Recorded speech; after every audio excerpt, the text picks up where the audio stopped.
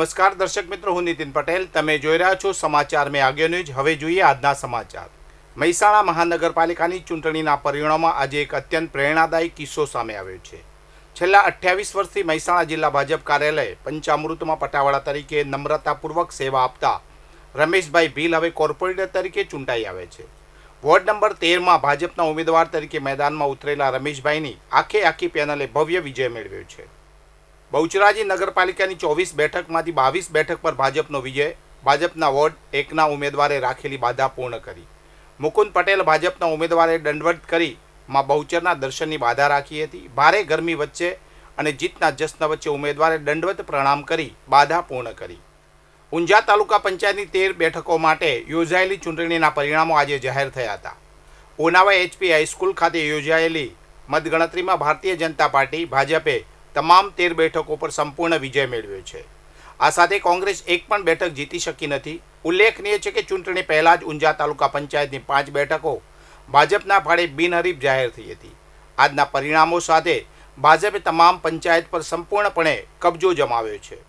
ઊંઝા નગરપાલિકાની ખાલી પડેલી 14 બેઠકો માટે યોજાયેલી ચૂંટણીના પરિણામો આજે જાહેર થયા છે, જેમાં ભારતીય જનતા પાર્ટીએ ભવ્ય વિજય મેળવી પોતાનું વર્ચસ્વ જાળવી રાખ્યું છે. રામબાગ સ્કૂલ ખાતે કડક સુરક્ષા વચ્ચે હાથ ધરાયેલી મતગણતરીમાં ભાજપે કુલ 9 બેઠકો જીતી છે, જ્યારે અપક્ષ ઉમેદવારોએ પણ જોર બતાવી 5 બેઠકો પર જીત હાંસલ કરી છે. ઉલ્લેખનીય છે કે આ ચૂંટણીમાં કોંગ્રેસનું પ્રદર્શન અત્યંત નિરાશાજનક રહ્યું છે અને તેમના તમામ 6 ઉમેદવારોને હારનો સામનો કરવો પડ્યો છે. સવારથી જ પરિણામોને લઈને લોકોમાં ભારે ઉત્તેજના જોવા મળી હતી અને મોટી સંખ્યામાં કાર્યકરો ઉમટી પડ્યા હતા.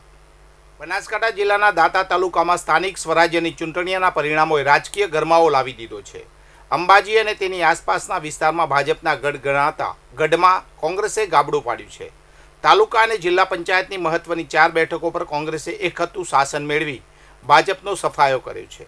મતદારોએ પરિવર્તનનો મિજાજ બતાવતા કોંગ્રેસના ઉમેદવારોને જંગી મતોથી વિજય બનાવ્યા છે. દાંતા તાલુકા પંચાયત અને જિલ્લા પંચાયતની અંબાજી વિસ્તારની 4 બેઠકો પર કોંગ્રેસે ભવ્ય વિજય મેળવ્યો છે. આ જીત સાથે ભાજપનો આ વિસ્તારમાં સફાયો થયો છે.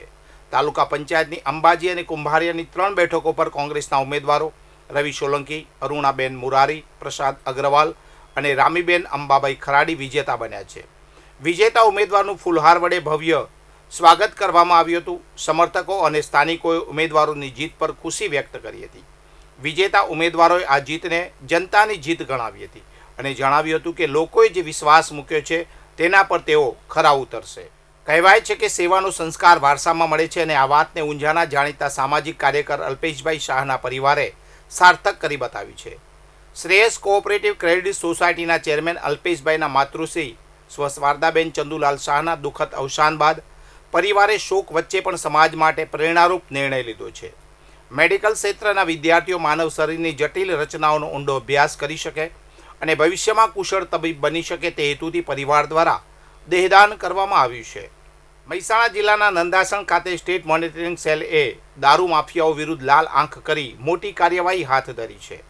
ચોક્કસ બાતમીને આધારે પોલીસે સિમેન્ટના બલ્કરમાં ગુપ્ત રીતે છુપાવવામાં આવેલો ₹62.23 લાખની કિંમતનો વિદેશી દારૂનો જંગી જથ્થો ઝડપી પાડ્યો છે. આ ઓપરેશન દરમિયાન પોલીસે રાજસ્થાનના ટ્રક ડ્રાઈવરની ધરપકડ કરી છે અને કુલ ₹83.41 લાખનો મુદ્દામાલ જપ્ત કરી આંતરરાજ્ય દારૂ તસ્કરીના મોટા નેટવર્કનો પર્દાફાશ કર્યો છે. વધુ સમાચાર માટે જોતા રહો સમાચાર મેં આગ્યો ન્યૂઝ. નમસ્કાર.